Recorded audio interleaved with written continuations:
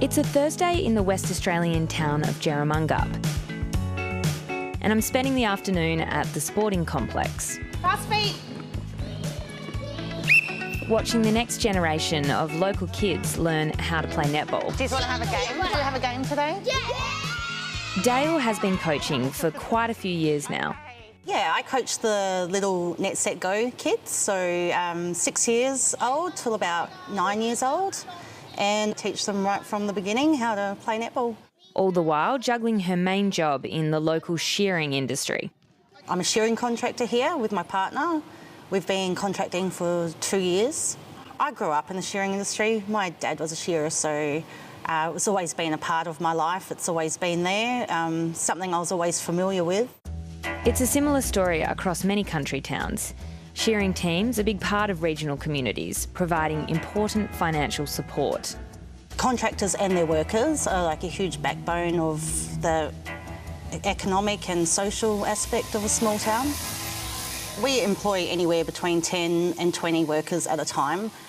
They make their money in the area and they spend their money in the area. The money goes through the grocery store, goes through the pub, the roadhouse, the sports clubs, so it keeps the money flowing through the town.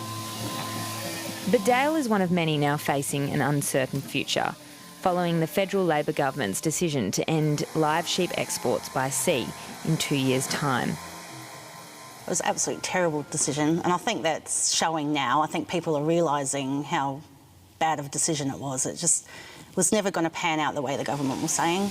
And Dale says since the announcement, the impact is already being felt. 21 years ago, when I started in the industry, we had 4 weeks a year. That was our downtime, off-season. And now that is 4 months a year that we don't have any shearing.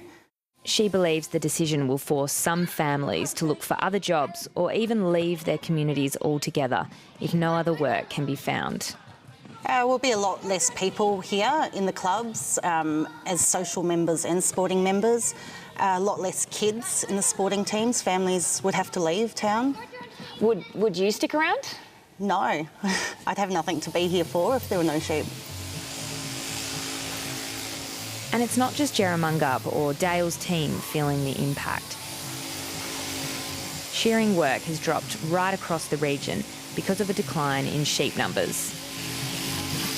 Well, even the last 2 months, I've been making phone calls every week looking for more work. You know, Muds will have a bit, then I went over to Rulina Station, went up to Moora for a couple of days, Quindanning. So you've just got to chase work wherever you can go, really. That's the toughest year I've had so far. You know, you've got to watch every dollar and a lot of things get pushed back and chasing your tail a fair bit. You don't know where the next job's coming in, so you're constantly looking for more work. There's probably a lot of more people on the dole, a lot of more people just scratching to make ends meet when they're used to having like a well-paying 9-month, 10-month a year job. Now, a lot of the jobs aren't paying anywhere near as good, and it's taken down people's quality of life because they couldn't afford, they don't have the skills to go to the mines and make that equivalent money.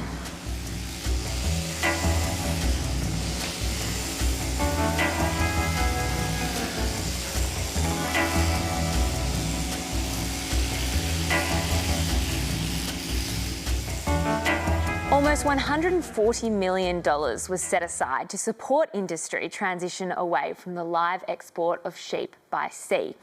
Now, part of that funding has gone towards launching a West Australian program called Beyond the Shed.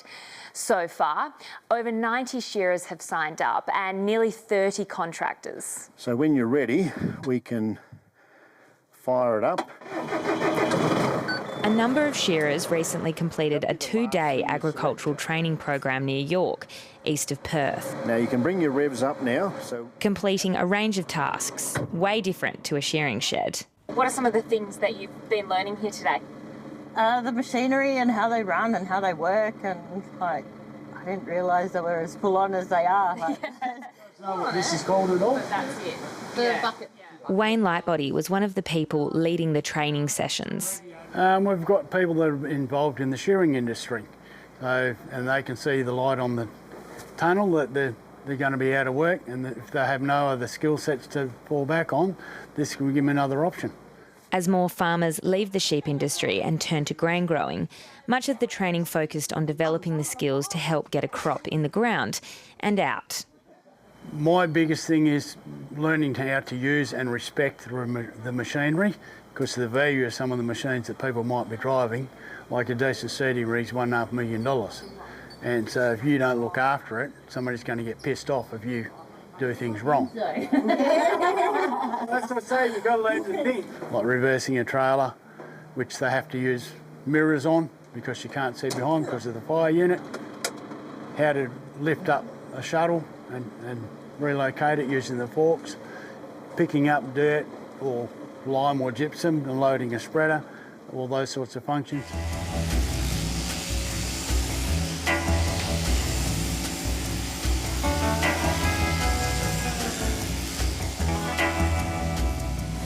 What do you reckon you want to do, like, say, next year? Tiffany Davey coordinates the Beyond the Shed program, I've always thought about doing travelling across the state's growing regions to connect teams with opportunities. So on the 4th of May, you'll have chainsaw.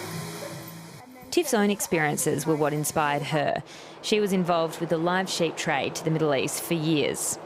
I'm a sheep girl through and through, and I worked a lot in the live export industry, sailing.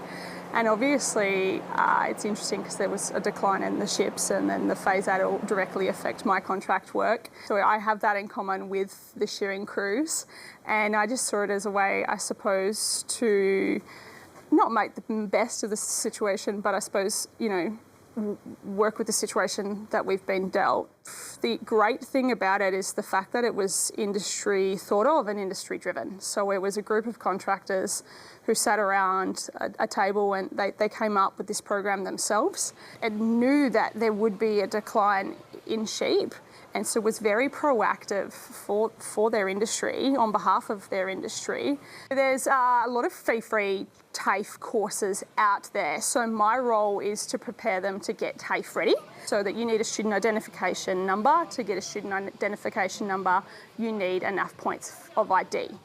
have helped them go through that process, get those points of ID back, so then we can get the US sign number and they can go to TAFE. So that's where Beyond the Shed is really unique, in the sense we're meeting everyone where they're at, literally and figuratively, going out to the sheds during their lunch break to call the licensing centre, going to the quarters after work to sit there and work through the admin. And how much money overall went to this program? For $2.2 million of the money was put towards the program.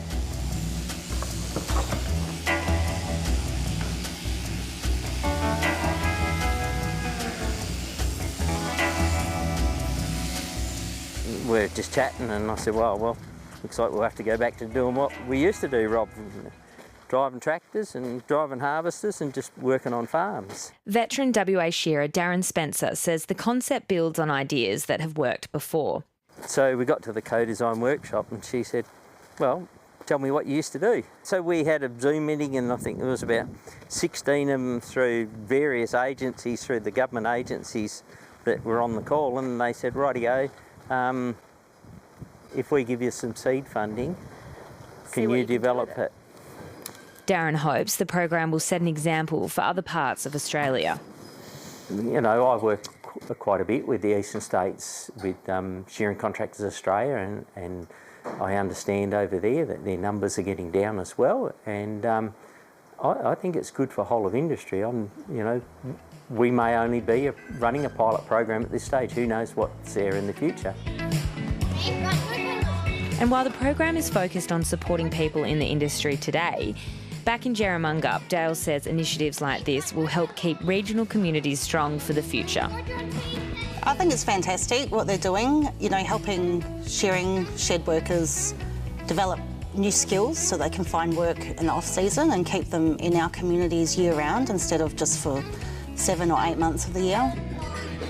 And when the next generation is already keen on a career in agriculture, investing in them becomes more important than ever. Well, I like doing sheep work a lot, and I like looking after my lambs and my chooks. I want to be a farmer. I want to trade pigs, chickens and cows, because milk, ham, bacon. I love ham and bacon. And the chickens I can use for eggs.